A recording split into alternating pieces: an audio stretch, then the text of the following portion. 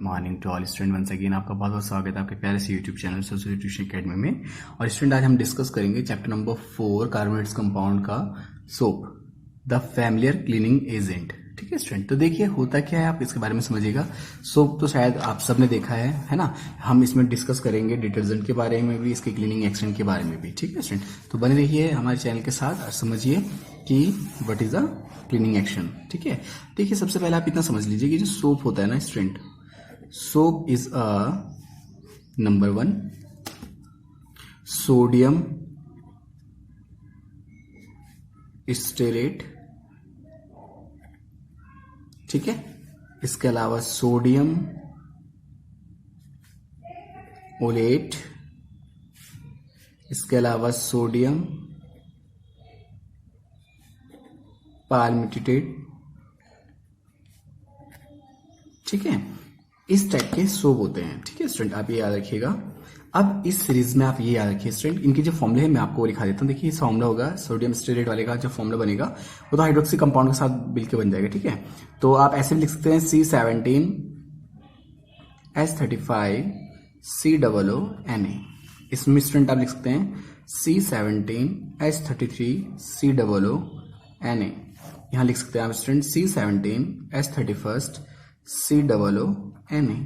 ठीक है स्टूडेंट, अब देखिए सोप का फॉर्मूला तो हमने डिस्कस कर लिया है ना। सोप का फॉर्मूला होता है C17H35COO Na। तो जो यहाँ पे मेन है वो कौन है, COO Na। बाकी आगे R चेन है जो कि बदलती रह रही है। देखिए अब हम समझेंगे इसका क्लीनिंग एक्शन,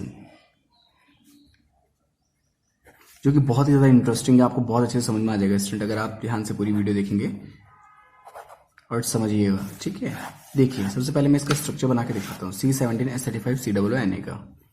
C17H35COO Na का होता कैसे है, 1 2 3 4 5 6 7 8 9 10 11 12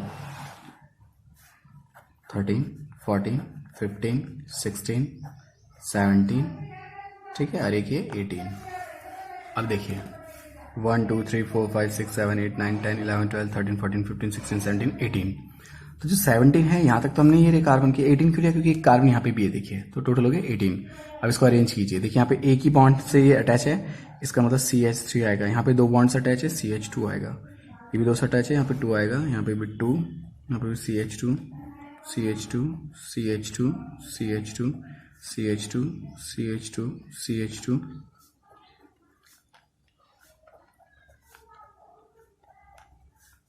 COO Na। ठीक है, अब आप ये समझिए मेरे बच्चे कि ऐसा क्यों हुआ। साबुन का देखिए जो इतना पार्ट होता है ना स्टूडेंट, पूरा पूरा ये कहलाता है R। ठीक है, क्योंकि ये जो चेन वाला पार्ट है इसको हम बोलते हैं स्टूडेंट R। और जो ये COO N है ये हमारा एक आयनिक ग्रुप अलग हो गया। ठीक है स्टूडेंट, तो RCOO N हम शॉर्टली कह सकते हैं। तो सोप का आप जो स्ट्रक्चर देख रहे हो कुछ इस तरह से, तो हम ऐसा ना लिख के, इतना कॉम्प्लिकेटेड ना लिख के, जो कि होता एक्चुअल में यही है, लेकिन हम इसको शॉर्टली कैसे दिखाएंगे स्ट्रक्चर फॉर्म में ऐसे दिखा देंगे हम शॉर्टली। ठीक है, ये रहा, इसको रिप्रेजेंट करने का एक तरीका ये भी है। ठीक है ना, बाकी रियल में अगर केमिस्ट्री के अकॉर्डिंग चले तो ये इसका ओरिजिनल स्ट्रक्चर है। अब बाकी हम शॉर्टली इसको इस तरह से दिखाते हैं। तो ये जो मैंने जिगजैग सा शो कर रखा है ये हमारा R हो गया और ये COO Na वाला पार्ट हो गया। I hope you understand student. अब देखिए आप यहाँ पे समझिएगा स्टूडेंट कि जब अगर हम सोप को रिप्रेजेंट करते हैं तो हम इस तरह से दिखा रहे हैं सोप को। ठीक है ना स्टूडेंट, ये हमने यहाँ पे दिखाया इस तरह से। तो ये चेन है हमारी R यानी कि C17H35 है ना, इसको हम R बोलते हैं। ठीक है, और ये हमारा कौन सा वाला पार्ट, COO Na वाला पार्ट। अब इसी के बारे में आपको ध्यान से स्टडी करनी स्टूडेंट, बस इसको ध्यान से समझिएगा, आपको ये बहुत अच्छे से समझ में आ जाएगा स्टूडेंट। ठीक है, देखिए जो COO नेगेटिव Na पॉजिटिव वाला जो पार्ट है स्टूडेंट, इसको हम बोलते हैं हाइड्रोफिलिक। क्या बोलते हैं स्टूडेंट हम इसको, हाइड्रोफिलिक पार्ट। हाइड्रोफिलिक का मतलब होता है वाटर लविंग। हाइड्रो मतलब वाटर, फिलिक मतलब लविंग। जो वाटर लविंग होते हैं यानी कि वाटर सॉल्युबल भी होते हैं, इसको आपके लिख सकते हैं वाटर सॉल्युबल। मैं यहाँ पे लिख देता हूं वाटर सॉल्युबल। ठीक है स्टूडेंट, अब जो हमारा R वाला है, R यानी कि R को हम क्या लिख सकते हैं, C17H35, ये होता है हमारा R। ठीक है स्टूडेंट, तो इसको बोलते हैं हम हाइड्रोफोबिक। आपको ये चीज समझनी है स्टूडेंट, आपको इतना जबरदस्त तरीके से समझ में आ जाएगा कि फिर आप कभी भी भूलेंगे नहीं इसको। तो तो ये जो होता है ना, तो ये तो वाटर सॉल्युबल है ये वाला, ठीक है, लायोफिलिक वाला। अब हाइड्रो मतलब अगेन वाटर, फोबिक मतलब डरा हुआ, जो पानी के साथ रिएक्शन ना करता हो, ठीक है ना। तो याद रखिए जो हाइड्रोकार्बन चेन है वो नॉन पोलर होती है, इसमें कोई आयंस नहीं है, पॉजिटिव नेगेटिव 2 टाइप के आयन नहीं है। यहाँ तो पोलर थी ना, यहाँ पे लिख लीजिए ये कैसा है, पोलर है, जिस कारण ये वाटर लविंग है। अब ये होता है वाटर इनसॉल्युबल, यानी ये वाटर से रिएक्शन नहीं कर सकता। रीजन क्या है, क्योंकि ये नॉन पोलर है, ठीक है स्टूडेंट। बस ये चीज आपको याद रखनी थी, ठीक है। अब अगर आप यहां तक समझ गए कि ये जो वाली चेन है, ये वाला जो पार्ट हो गया, ये वाला चेन का जो ये वाला पार्ट है, इसको आप बोलते हैं, यहां पे मैं लिख देता हूं, हाइड्रोफोबिक, ठीक है। और इस वाले पार्ट को क्या बोलते हैं हम, हाइड्रोफिलिक, ठीक है student, hydrophobic and hydrophilic. I hope you understand.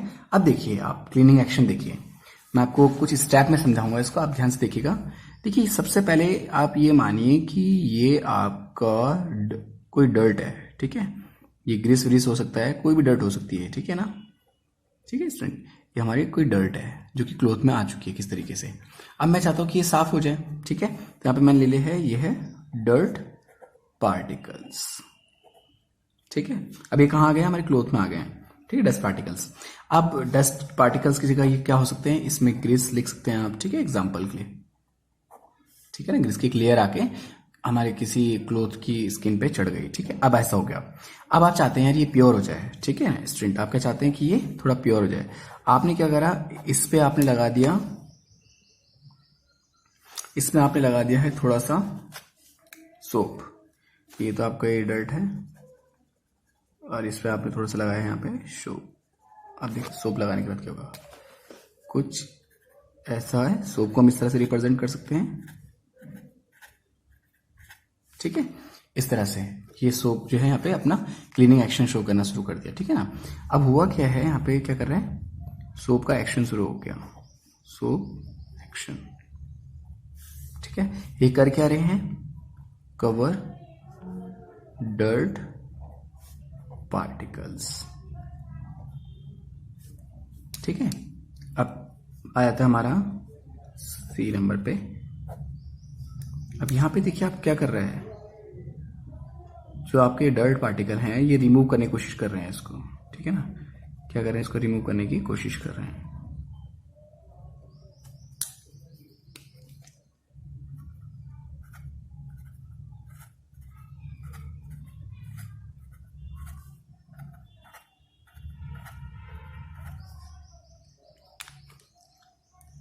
तो यहां पे क्या हो रहा है, डर्ट पार्टिकल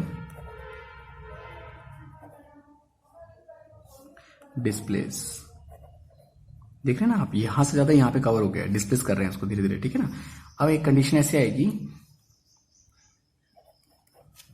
उस कंडीशन में क्या होगा स्टूडेंट, आपका ये तो आपका क्लोथ ऐसे कैसे रह जाएगा, ये डर्ट आपका फ्री हो गया बिल्कुल, ठीक है ना, डर्ट पार्टिकल क्या हो गया आपका, फ्री हो गया है, यहाँ पे आ गया आपका डर्ट पार्टिकल। अब ये देखिए ये जो मिसेल के पार्टिकल्स, यानी कि जो ये सोप के पार्टिकल्स हैं, इसके चारों तरफ इस तरह से फैल गए,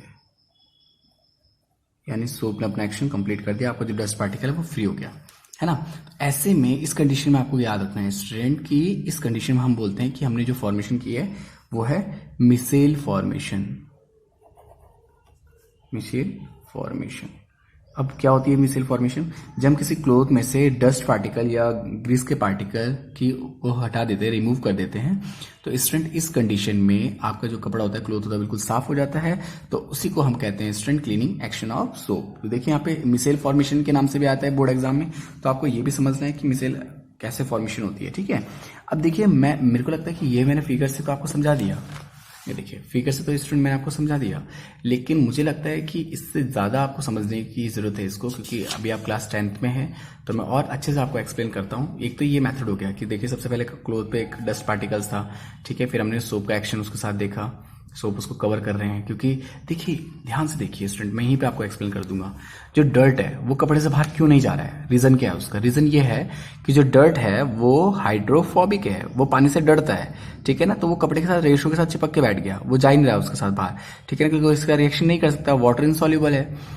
अब जैसे ही आपने उसके पास सोप लगाया, तो सोप में भी दो पार्ट होते हैं, आप देखिए यहाँ पे सोप पे भी दो चीजें हैं। एक सोप पे ऐसी चीज है जो हाइड्रोफोबिक है, जो खुद पानी से डरता है, एक वो है जो हाइड्रोफिलिक है, जो पानी से लविंग है। तो जो हाइड्रोफोबिक वाला है, जो डरा हुआ है, वो डरे हुए के पास चला गया, देखिए यहाँ पे है ना, डरा हुआ जो है जो चेन वाला पार्ट है वो डरे हुए के पास चला गया, और जो लविंग वाला पार्ट है वो ऊपर को रह गया। अब जो लविंग वाला पार्ट है, वाटर जो होता है, ये वाटर लविंग वाला पार्ट होता है ना, ऊपर वाला देखिए यहाँ पे, ये देखिए मैंने शो कर रखा है, ये वाटर लविंग वाला पार्ट है, हाइड्रोफिलिक मतलब वाटर लविंग। तो जो वाटर लविंग वाला होता है वो वाटर की तरफ अट्रैक्ट होता है, क्योंकि ये भी पोलर होता है, वाटर भी पोलर होता है। पोलर मतलब इसमें पॉजिटिव नेगेटिव हो, वाटर में भी पॉजिटिव नेगेटिव होता है स्टूडेंट। वाटर होता है H positive and OH negative, और देखिए यहाँ पे क्या है, COO negative and Na positive. तो जो पॉजिटिव नेगेटिव अट्रैक्शन है ये बहुत ज्यादा हो जाता है, जिसके कारण क्या होता है, ये पानी की तरफ खींचना शुरू हो जाते हैं। जब ये पानी की तरफ खींचना शुरू हो जाता है तो जो आपका डर्ट है वो हटना शुरू हो जाता है। देखिए एक कंडीशन ऐसी आती है कि वो कपड़े से डिस्प्लेस हो जाते हैं, जो डर्ट की जो इम्प्योरिटी है वो कपड़े से अलग हो जाती है। बस इसी कंडीशन में याद रखिए स्टूडेंट, हम इसको बोलते हैं मिसेल एक्शन, ठीक है ना, या मिसेल फॉर्मेशन। ये काफी इंपॉर्टेंट है। आइए अब हम डिस्कस करते हैं कि लिमिटेशन ऑफ सोप। सोप की लिमिटेशन कहाँ है, सोप कहाँ पे काम कर सकता है, कहाँ पे नहीं कर सकता, ठीक है ना। तो हम डिस्कस कर रहे हैं लिमिटेशन ऑफ सोप, कहाँ सोप वर्किंग करता है, कहाँ नहीं करता है, पहला, ठीक है। फर्स्ट पॉइंट मैं आपको बता दूं कि soap are not suitable to be used for washing cloth with hard water. जो आपका सोप है ना स्टूडेंट, वो हार्ड वाटर के साथ रिएक्ट नहीं कर सकता। हार्ड वाटर मतलब क्या होता है स्टूडेंट, आप जानते हैं, जिस वाटर में कैल्शियम और मैग्नीशियम जैसी इंप्योरिटी प्रेजेंट होगी ना स्टूडेंट, उसको हम हार्ड वाटर बोलते हैं। Calcium and magnesium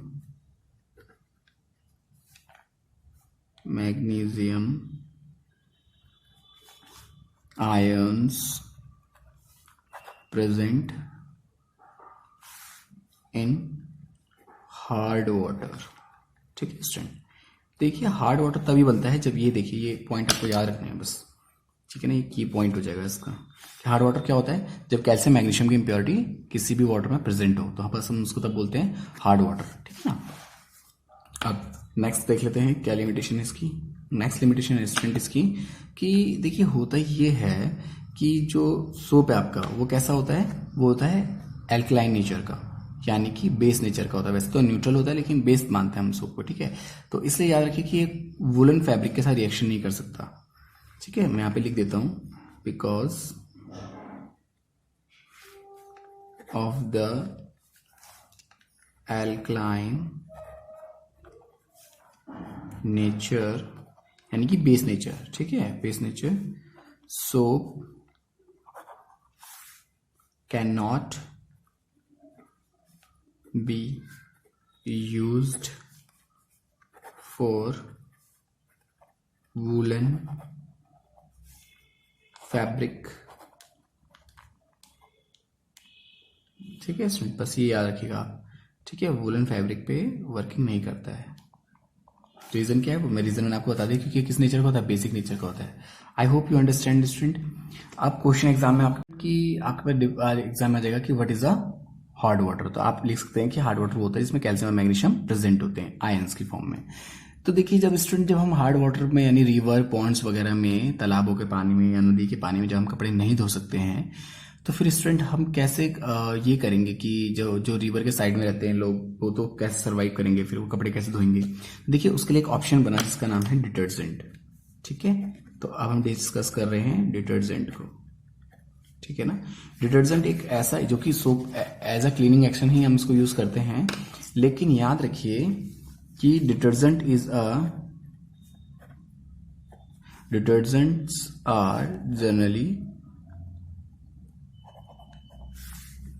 sodium salt, ये एक तरह का सोडियम ही सॉल्ट होता है, ठीक है, ऑफ सल्फोनिक एसिड, किस तरह का एसिड का, सल्फोनिक एसिड, ठीक है।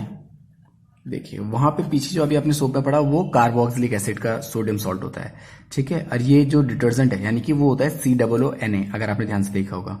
तो यहाँ पे क्या हो जाता है, सेम आपका चेन हो सकती है, लेकिन लास्ट में क्या हो जाएगा, देखिए चेन तो आपकी ऐसे ही रह सकती है, देखिए जैसे चेन ये है, लास्ट में आपको क्या आ जाएगा, यहाँ पे आ जाएगा SO3 negative Na positive.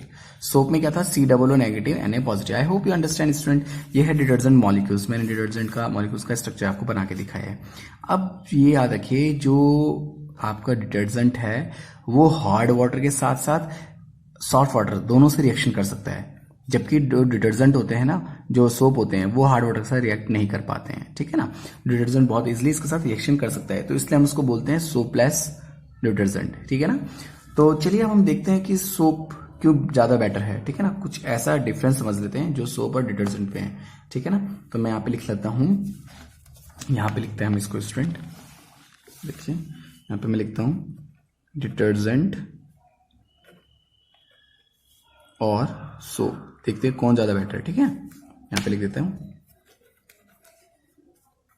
Which is better, देखिए कौन सा ज्यादा अच्छा है, ठीक है ना। तो सबसे पहले हम ये समझ लेते हैं कि जो डिटर्जेंट होता है, डिटर्जेंट लिख देता हूं मैं यहाँ पर, ठीक है, detergent do not give a precipitate in an acidic solution, ठीक है, ये प्रिसिपिटेट नहीं बनाते हैं, ठीक है ना। सबसे पहला पॉइंट तो इसका यही हो जाएगा। अगर आपको टफ लग रहा है तो मैं एक इजी सा पॉइंट लिख देता हूं, ठीक है।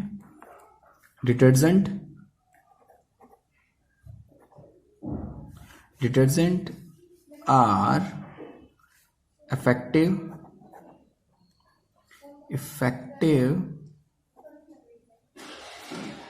even when used with hard water,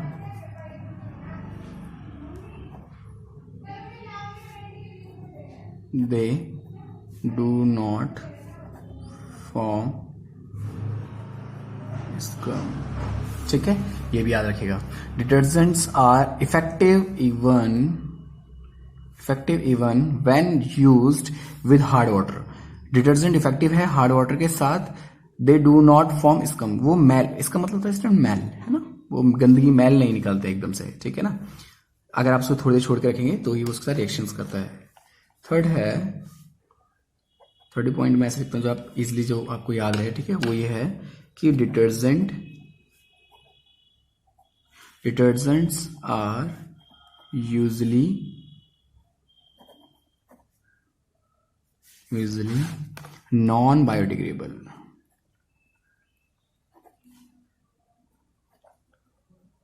ठीक है, ये याद रखिएगा। जबकि वाइल सोप्स आर बायोडिग्रेडेबल, इसलिए हम ज्यादा इसी का यूज करते हैं, ठीक है student. I hope you understand, आपको समझ में आया होगा कि डिटर्जेंट और सोप में भी क्या डिफरेंस होता है। और अगर आपको ये वीडियो आज का समझ में आया है तो लाइक कीजिए, सब्सक्राइब कीजिए एंड कमेंट कीजिए। Thank you so much.